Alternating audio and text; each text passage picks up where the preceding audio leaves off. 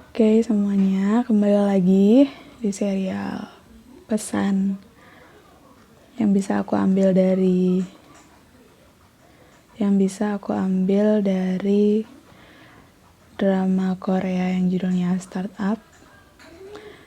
For your information, drama ini tayangnya dari bulan November awal sampai awal Desember. Bisa kalian saksikan di Drama Finish, di aplikasi-aplikasi yang sudah terlisensi dan legal ya. Oke, selanjutnya kita akan masuk 2 pesan terakhir, yaitu berlayar tanpa peta. Yang pertama, berlayar tanpa peta itu punya 2 sisi. Jadi menurut Han Ji Pyong, berlayar tanpa peta itu bisa membunuh. Karena kita mungkin akan kehabisan bekal, kesasar, urutannya salah. Ya kalau apes-apesnya sih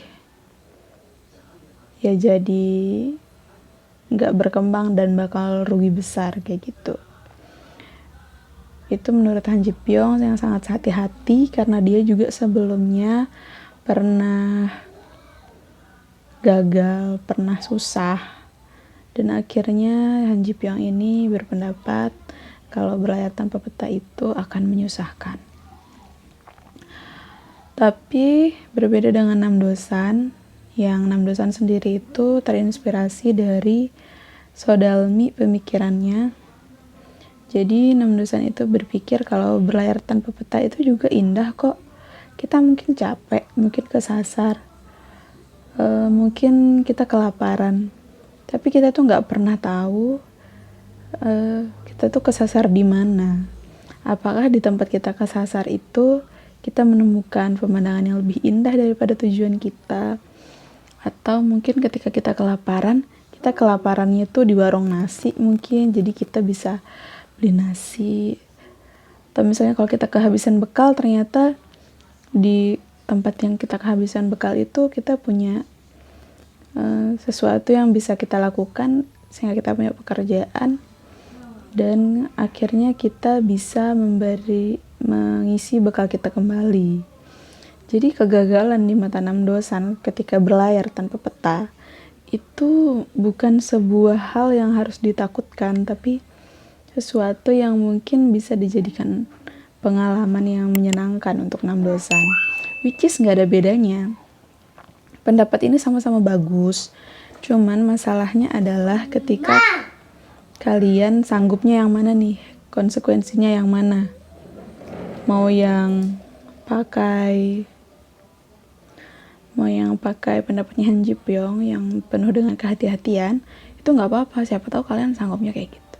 Atau ketemunya sama Namdosan nih, sepakatnya sama Namdosan, ya kalau bekal kalian cukup dan skill kalian banyak untuk berlayar tanpa peta, ya semua itu akan menjadi kalian jadi tahu itu, walaupun jadinya agak terlambat untuk sampai tujuan, tapi kalian mungkin akan lebih tahu bagaimana cara untuk lebih sukses atau mungkin lebih menghargai kesuksesan. Oke, tiba kita di pelajaran yang terakhir, yaitu kecermatan melihat artikel dari pertanyaan saat diwawancara. Nah ini aku suka banget sama scene ini, dan aku beruntung banget bisa ngasih tahu pelajaran ini untuk kalian. Ini tuh terjadi ketika perusahaan Sodalmi itu berhasil menciptakan dan lulus tes kemudi otomatis, dan akhirnya perusahaan saingannya tuh nggak suka sama keberhasilannya itu, dan dia tuh mau nulis artikel yang buruk. Akhirnya ketika ada wartawannya yang mau wawancara Dengan sekian pertanyaan yang diajukan, akhirnya Sodalmi ini bisa membaca gitu loh. Wah, pertanyaannya segini doang nih. Ini mah pertanyaannya buat nyerang, katanya gitu. Artikel yang bakal jadi itu artikel untuk menyerang seseorang. Tapi ternyata Sodalmi ini emang karena udah banyak tadi kesalahan-kesalahan yang dia buat, dia jadi cermat gitu kan. Akhirnya dia menceritakan kronologi supaya dia tidak disalahpahami. Kronologi tentang apa? Udah buruan tonton di aplikasi, karena yang bikin bukan gue cuma penikmat aja, penonton aja. Dan semoga kalian juga enjoy sama pesan-pesannya. Oke, dukung aku terus dengan subscribe dan tekan share-nya jika kalian merasa videoku bermanfaat ya. Thank you udah nonton. Bye-bye.